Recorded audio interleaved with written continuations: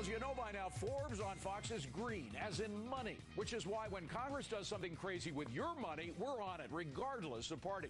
A new report shows several Republicans who voted against the $787 billion stimulus bill ended up padding their own states with the very same stimulus dollars that they railed against. And EMAC says that kind of hypocrisy is exactly why Republicans could end up costing taxpayers even more than the Dems. Absolutely. You know, it's so unseemly that the Republicans are mobbing the back of the free government cheese truck because we need their adult supervision in Washington. It's really unseemly. We don't need to have, at this point in time, the fiscal hawks in this country flying the coop. We need them to keep a check on the out-of-control spending. It's really bad for the country. So, Victoria, it's the Republicans we should be keeping a more close eye on than Dems.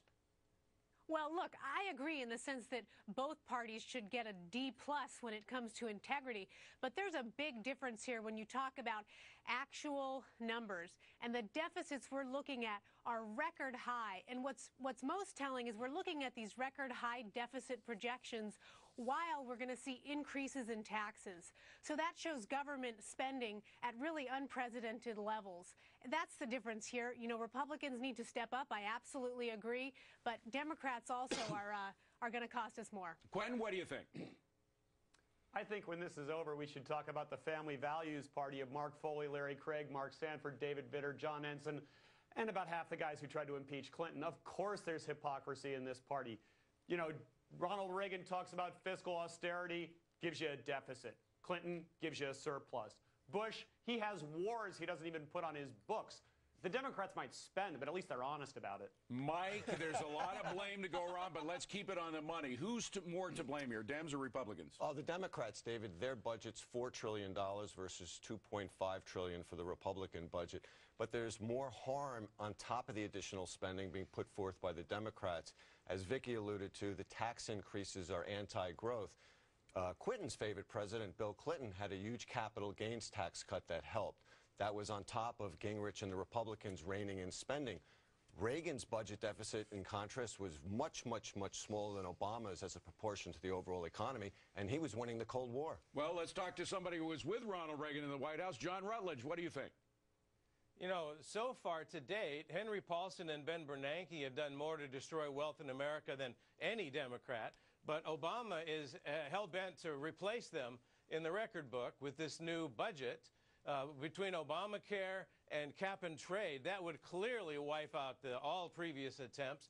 Yesterday's jobs bill was a big attempt to put more of this kind of lard back into the economy. It's about half earmarks. Thank God for Harry Reid for throwing that stuff away today. Holy cow, John Rutledge said a good thing about Harry Reid. Mr. Republican from Ronald Reagan saying, thank God for Harry Reid.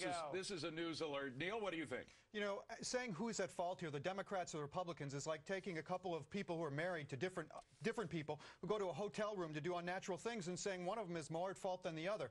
The fact is, right now, they're both at fault here. That's the problem. But at least the Democrats, we know what the Democrats are about. The Democrats are about all this spending. The Republicans claim that they're not. You have guys like Joe Wilson, a Republican representative who tells Obama, you lie, and then goes and takes stimulus money. And Victoria, these are when you add up the budget of Obama compared to the budget of Bush, they were both big spenders, but Obama was way more of a big spender. The question, though, really is that you have Republicans like Richard Shelby and everything who laden a lot of these spending bills with their own pork projects. So they're supposed to represent, they're supposed to be the flag wavers for limited government, and they're not.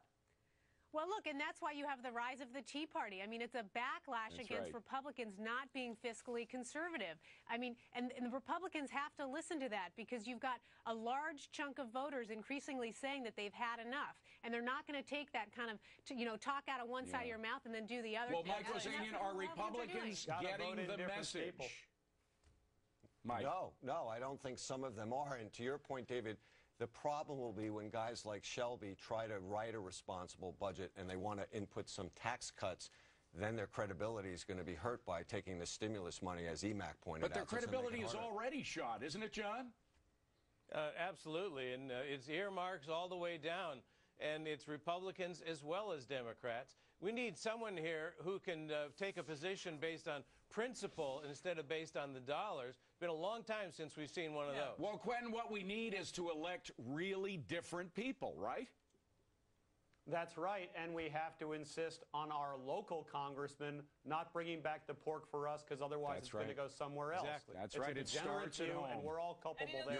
Absolutely. It starts at home, doesn't it, It starts at home, absolutely. And the issue is, though, David, we have to look at it in context. Obama is spending more than even the LBJ Great Society Vietnam War days, more than Reagan in his 8 years in office, more than Bush in his 8 years in office. So, you know, how do you keep it in check? How do you get the Republicans back on the fiscal road to, you know, probity and to honesty? And it was really bad when Bush did pass that Medicaid drug benefit. The biggest deterrent to that are the unions, particularly the municipal unions. Last word from